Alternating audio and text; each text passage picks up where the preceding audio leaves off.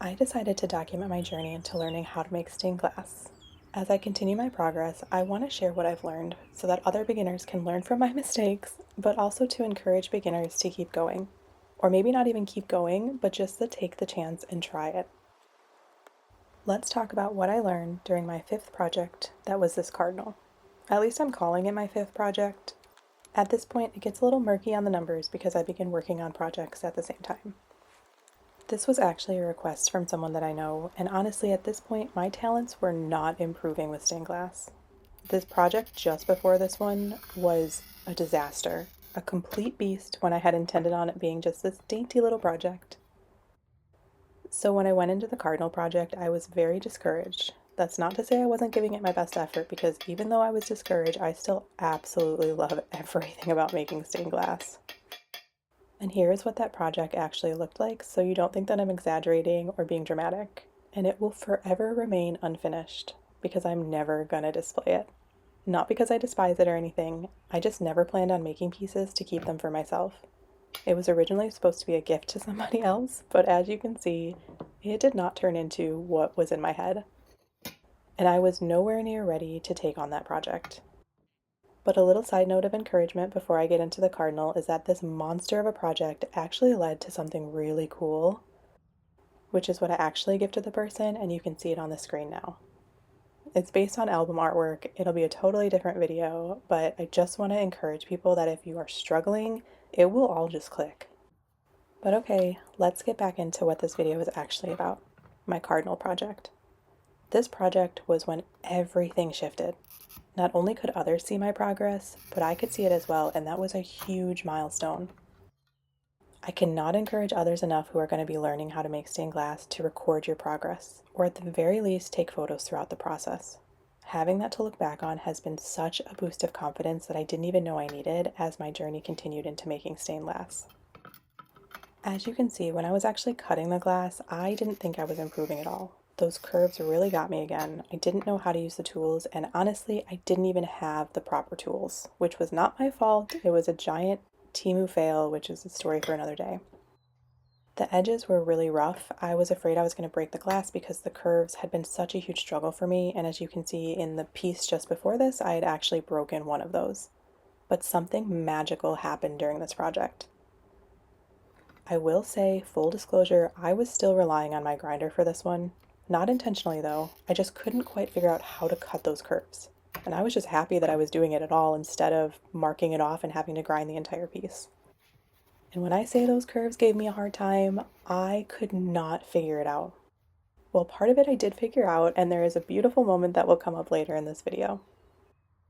This was also the project where I had decided I no longer wanted to experiment with sticker paper, at least for now. I might return to the idea of it after a few more months, but I really struggled with using sticker paper when it came to learning how to cut the glass.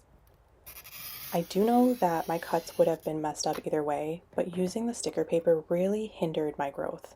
It messed up the flow of how the tools were supposed to work, or rather the flow of me getting to know the tools and how they worked. I do think that anyone learning to make stained glass should use every technique in every process, and not just once. Sticker paper wasn't great for me to learn with, but it is something that I see the benefit of, and I can see once I'm more accurate with my cuts that it'll eventually be something that I can use to my advantage. So that was my first lesson, that I knew I wanted to go back to just tracing the pattern. But while I was actually working on this one, I was still committed to the sticker paper for the most part. But there was a piece or two that needed to be recut, and I ended up just tracing them. Also, something to note when you're using sticker paper, you have to plan ahead, because sometimes you're not able to stick it to the front of the glass because there's textures or different issues with the glass itself, so you have to reverse that piece, and it can be really difficult to plan that ahead unless you plan on doing everything backwards. Let's talk about the curves. I struggled with even the smallest curve, but I honestly think it was more in my head and working in fear of cracking that glass in the wrong spot more than anything else. But this was also the project where I finally understood what people were saying when it came to using grousers. It's going to be so obvious to so many people, but I've just been jumping into this whole stained glass thing. I'm learning as I go, and sometimes my brain takes a little bit longer to comprehend things. It also didn't help that at the same time, I thought I had ordered running pliers, and it turned out to just be a massive Temu fail, where they sold me something advertised as a tool I needed, when in reality, they were never going to work for stained glass. So I just assumed I couldn't use the tools properly, and I never really thought anything of it. But this was the project when I finally realized what people were saying when they talked about the flat part of your grousers being on the top side. For other beginners, the grousers are a tool that you use to crack or break off smaller pieces, or to even sort of crush the glass for those really pesky cuts that just won't break off. There is a curved side and a flat side. The flat side should be on the top. I actually recently marked one with black marker because I find myself still not paying attention to all of those details, so that it becomes easier for me to remember to put that flat side on the top, because there is so much to remember when it comes to learning how to make stained glass. It makes a world of difference to use them properly. I was finding that my glass would break in all the wrong spots, and I really thought it was just me not knowing how to make the cuts. But once I started to use the grousers correctly, it really did lessen those frustrating breaks. I think a combination of learning the tools and overall improvement in cutting the glass just sort of made this project come together. Even though I talked a lot about curves and how much I struggled with them, I will say that during this project, I really began to notice that the overall improvement of getting more accurate with my cuts was happening. Obviously, I had, or rather have, a long way to go, but the cardinal wing was probably the best curve cut that I had ever made at this point. My grinder was still my best friend during this project, but there was clear improvement, and that was something. I still felt extremely discouraged during this project. I don't know why, because I was doing better than I had ever been doing, but in the moment, all I could really see or focus on was how I should have been better than I was. And that is a huge reason why I'm so thankful that I chose to film this entire process, and I encourage you to film or take photos at the very least. I would never know just how much improvement I made during this project, and had I not been filming the process and been able to look back at it, I'm not sure I would give myself those little pats on the back along the way. I started with huge confidence in learning how to make stained glass. I don't know where it came from, because if you saw those very first projects, they were horrific, but I love them. I was so proud of them. I'm still proud of them. But then after a few projects and realizing I had been so terrible at the beginning, I lost a little bit of that confidence. I'm spending so much time emphasizing this because I'm hoping that others who are interested in learning this fading art choose to film their own progress, because it really does provide a sense of encouragement. Learning something new is hard, and most people only post their highlight reels online, so we don't get to see the part of the journey that is the struggle, and we tend to get discouraged because of comparison. Okay, let's get back to the cardinal. There are a few parts of the stained glass process that I don't film because I just don't have the setup for it, and grinding is one of those. I personally don't mind grinding. I hear a lot of people talk about it and how it's their least favorite part, but honestly, I throw on my headphones and I block out the world. All you are focused on in that moment is exactly what you're working on, and it has been amazing for my mental health and learning to be more present in the moment. Even where I currently am in my stained glass journey at the time of me overdubbing this video, and all of the improvements that I've made, I still struggle with learning how to grind properly, which probably sounds a little bit crazy. I really do think that it has to do more with the tools that I'm using versus my actual skills. Or maybe it's just patience. I should use a marker and sort of mark where I need to grind, but when you start grinding, that marker just doesn't stay on. You have to wash your piece, dry it thoroughly, hope the glass is clean enough, but also somehow a little rough so the marker sticks better. But then when you do go to grind, it just seems to wash off. I know there are little tricks people talk about with using chapstick or a glue stick, so maybe I'll try that. And I do want to say that at the time of filming this, I had not tried oil-based markers. They do stay on your glass a lot better, but they are by no means perfect. They bleed, they wear off, it's just not a perfect solution. So at this point in the Cardinal project, I am still just eyeballing it, and it has not been my smartest decision. I probably shouldn't admit this to the whole internet, but my brain works backwards sometimes. And in my own defense, there are a lot of details to pay attention to. I don't even realize that I flip the glass upside down when I go to grind sometimes. So that is another really important lesson. Every detail matters, and every detail needs the same amount of attention. I know this is going to sound really negative, but I promise you it's not. I love making stained glass, and this experience has been showing me that I can do things I never thought possible. And I can actually improve in something. But when it comes to stained glass, Each individual step can royally mess up your entire piece. The nice thing about it, unless you're talking about glass that has been discontinued or you can't get any more of it, is that you can redo every step or fix your mistakes. It's not always easy, but it is possible. Getting better at that attention to detail will save you a lot in the long run, because if you catch a mistake early on, you can fix it before the next step, and after that point, it becomes a little bit more difficult to fix, so it's just a lot easier if you're paying attention to everything. The cardinal project was really when I learned the difference between gaps that get hidden by solder and gaps that you should probably recut your piece. When I first put it together after grinding, I thought the gaps were going to ruin the entire thing.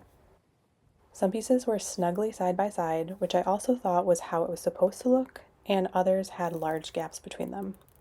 For other beginners, your pieces should have a small gap between them so that the solder is allowed to really adhere and strengthen your piece. Small gaps are a good thing, and as you continue to learn how to make stained glass, you'll understand the difference. Copper foiling is another step of the process that I really don't film. You saw a little bit of it, but for the most part, I don't know how others do it, but if I have the camera in front of me, it really messes up my process. And if it's off to the side, I just seem to capture this really awkward angle that only shows my hand. So I don't tend to film this step, but my copper foiling technique improved so much during this cardinal project, even though looking back it doesn't look like it.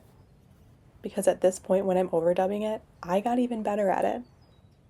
This project was definitely the biggest improvement because I got a ton of practice, mostly on what not to do from that previous project that really helped me. And during this project, I was still just using a marker to kind of burnish or adhere that copper foil.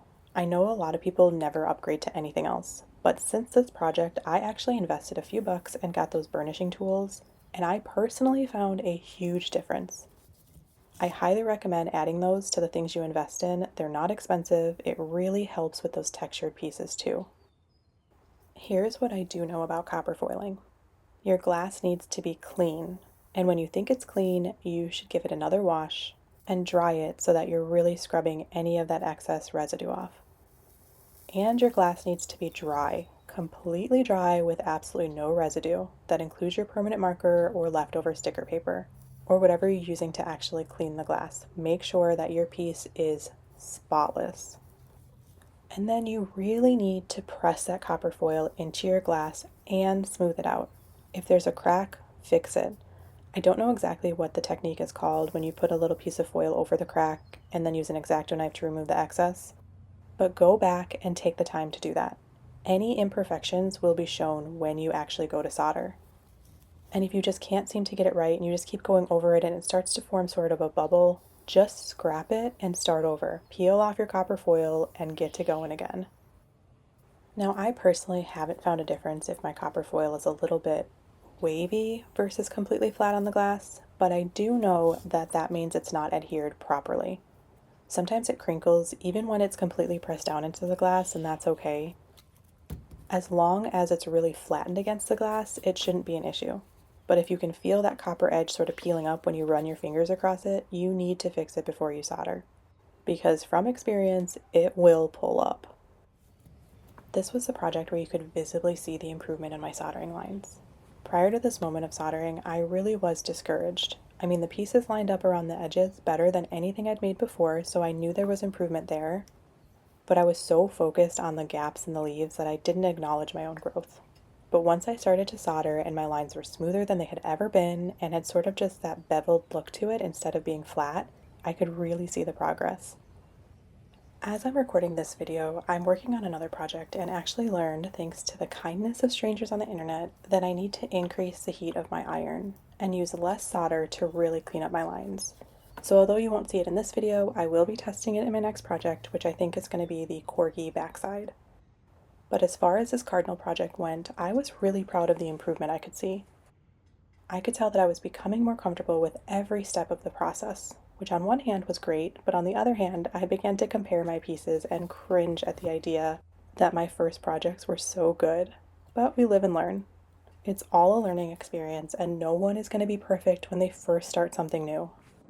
I knew going into this project that I did not want to do a beaded edge around it. I wanted to use hobby cane for two reasons. The first was that my beaded edge is terrible, and this was going to be going to someone as a memorial piece for her brother. The second reason was because HobbyCame offers more stability and reinforcement in the long run if you're going to hang your piece.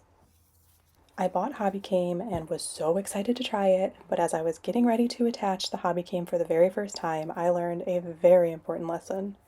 There are actually two different types of HobbyCame: H-Came and U-Came.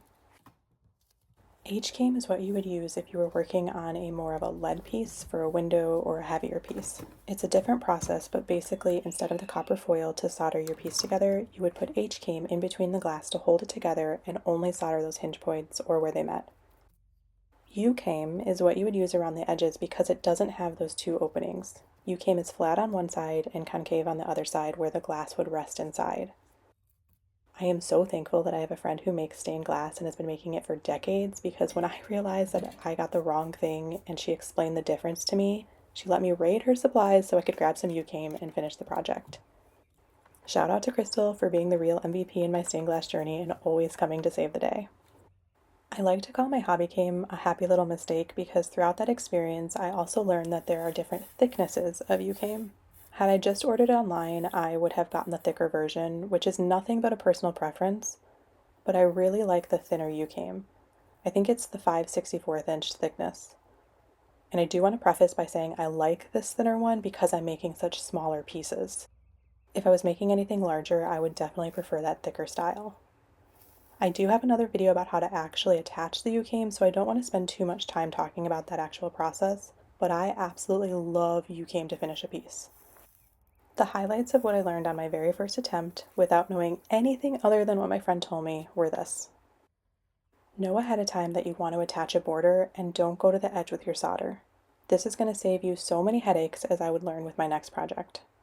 It is definitely possible to take the solder off of those edges, but it's messy and it's frustrating. Knowing ahead of time you want to use HobbyCame will make your experience so much better. You can absolutely just not foil the very edges of your piece. I personally don't know that I'll ever get to that point, but I think a lot of it is because when I'm foiling, I don't have my pattern in front of me to see which side of the glass is the very edge. I would rather just foil everything and then remove it after, because my brain can be a little weird sometimes, so rather than fight through the mistakes of not foiling the right side, I'll just continue foiling everything and remove it afterwards. You want your HobbyCame to be as straight as possible and as close to the edge as possible. If your U-Came isn't straight and you're not pressing it against that glass, you're going to have gaps around the edges, and it will be annoying to look at as the light shines through and highlights those gaps. Measure twice before you actually cut your final piece where the HobbyCame meets. It's easier to fix a tiny gap than it is to attempt to fix an overlap. HobbyCame was really easy to work with on this project, but I do think most of it was because of the shape being square. It was a great piece to try HobbyCame framing for the very first time, so if you are interested in it, I definitely recommend choosing a simple shape first. Another thing that I don't even want to say I learned it, but this was my very first time attempting it, was to put hooks on. I've worked with wire before, so a jump ring really wasn't intimidating to me, but I knew that each side of the jump ring should be on one side of the hinge point, so there wasn't a pull on one side versus the other when it hung. I tinned the copper, embedded it on each side of the hinge point, and called it a day. What I learned just after this, thanks to, again, the kindness of strangers online who have been helping me improve, was that adding a tail to your jump ring will help with the reinforcement so you don't run into the issues later on of your piece falling apart. I'll make a video of this process eventually, but basically you leave a little excess on your jump ring and twist the ends together. The tail is what you would then embed or bury into the solder. I did find that making sure the tail is flat and even with your jump ring is key before you tin it.